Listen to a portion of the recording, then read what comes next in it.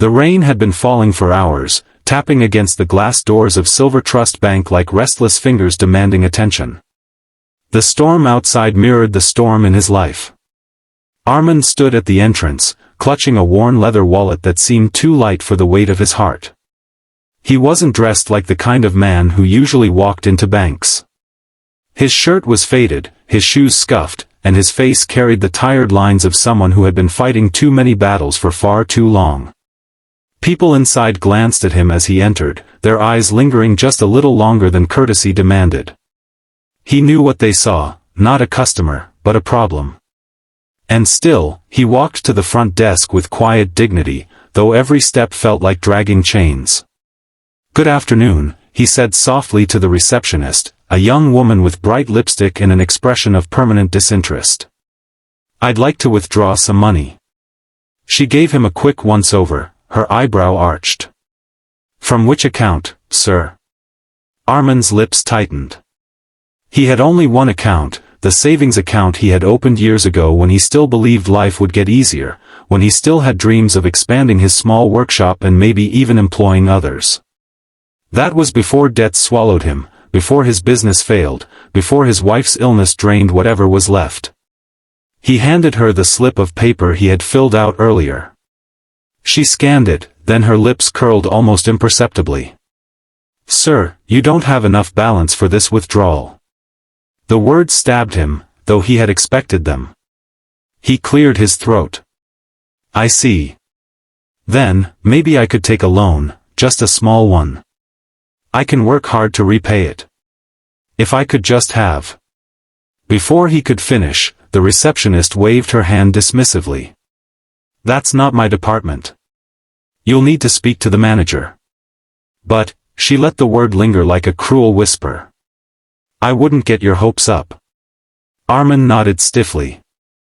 Hope was a luxury he hadn't been able to afford for a long time.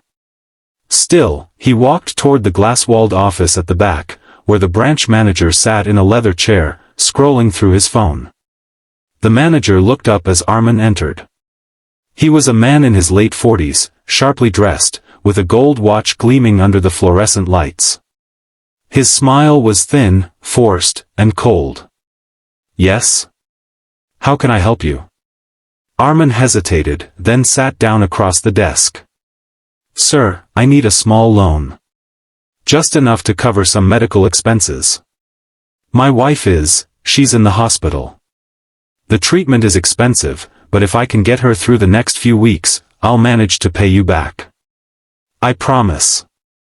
The manager leaned back, studying him with a look that was part amusement, part disdain. "And what collateral do you have?" Armand's voice faltered. His tools were gone. His small workshop had been sold off piece by piece to pay for medicine. His house was mortgaged. The only thing he still had was his word. "I don't have collateral. But I can work. I will pay you back. Double, if you like. Whatever it takes." The manager chuckled, a sound sharp as broken glass. "Double, you say? And how exactly will you manage that?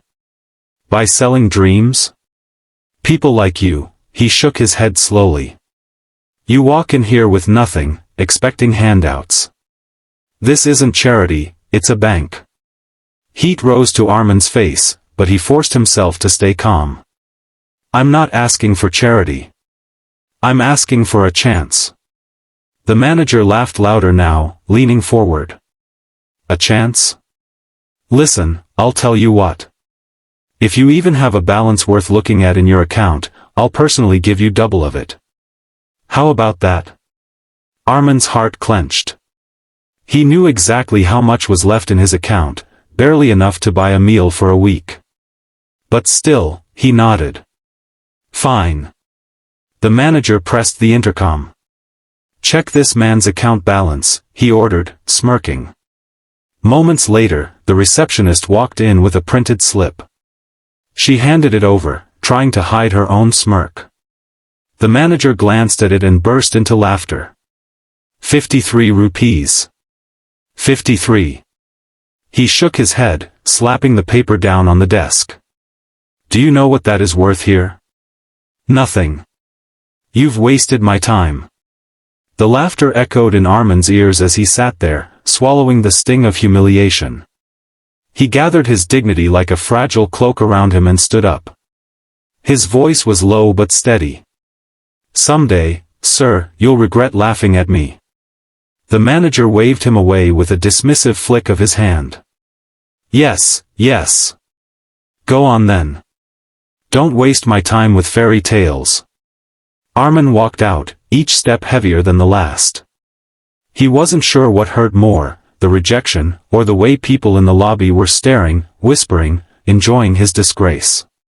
Outside, the rain had slowed, but his storm had only just begun. What no one at that branch knew was that Armin was not just another desperate man. He was the founder of Silver Trust Bank itself, the visionary who had built it from the ground up decades ago, only to step away when illness struck his family. He had entrusted it to others, believing they would carry on his principles of fairness and compassion. But life had stripped him of everything, and he had returned in disguise, curious to see what had become of the institution he had once loved like a child. And what he found broke his heart. For weeks after that humiliating day, Armin remained silent. But he observed. He visited other branches, posed as an ordinary customer, and saw the same coldness, the same arrogance, the same laughter at those who came in need. The bank that was once a beacon of trust had become a fortress of pride. Finally, the day came when the truth could no longer be hidden. At the grand annual meeting of Silver Trust Bank, the executives gathered in the glittering hall, dressed in suits and silk ties, congratulating themselves on record profits. The same branch manager, sleek and smug, was there too, sipping champagne and boasting about his latest victories over customers. Then, the doors opened, and silence rippled through the hall. Armin walked in, not in shabby clothes this time, but in a crisp suit that still bore the simple dignity of the man within. At his side were board members who had once known him, their faces bright with recognition and respect. The murmurs grew louder. Isn't that? Could it be? The chairman of the board stood, his voice trembling. Ladies and gentlemen, please welcome back Mr. Armin, the founder and rightful CEO of Silver Trust Bank. The hall erupted in gasps. The manager who had laughed at him paled, the color draining from his face. Armin stepped to the stage, his gaze sweeping across the glittering crowd. But his voice, when it came, was not one of pride, it was one of pain. I built this bank, he began, with the dream that it would be a place where trust lived, where dignity mattered more than wealth. But what I have seen, he paused, his eyes locking on the very manager who had mocked him. What I have seen is greed, arrogance, and cruelty. The manager shifted uncomfortably, his earlier confidence gone. Armin continued, his voice growing stronger. One day, I walked into one of our branches, not as a CEO, but as a man in need. I was laughed at, humiliated, dismissed. Do you know what that means? It means this bank has forgotten its soul. The room was silent, every word cutting deep. And to the man who promised me double if I had a balance, Armin's eyes bored into the manager, who now looked like a child caught in the act of betrayal. You were right about one thing, I didn't have much.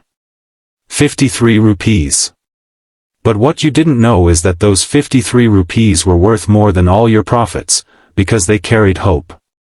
And you crushed it under your laughter. The hall was still as stone. Armin's tone softened. But I am not here to seek revenge. I am here to remind you all why this institution exists.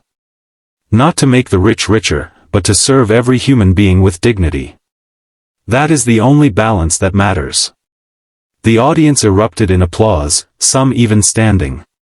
Tears glistened in the eyes of employees who had once believed in that vision but had lost their way. As for the manager, he was stripped of his position that very night. His arrogance had no place in the new Silver Trust that Armin vowed to rebuild. In the weeks that followed, the bank transformed. Policies changed to favor fairness. Loans for small businesses and struggling families were given priority.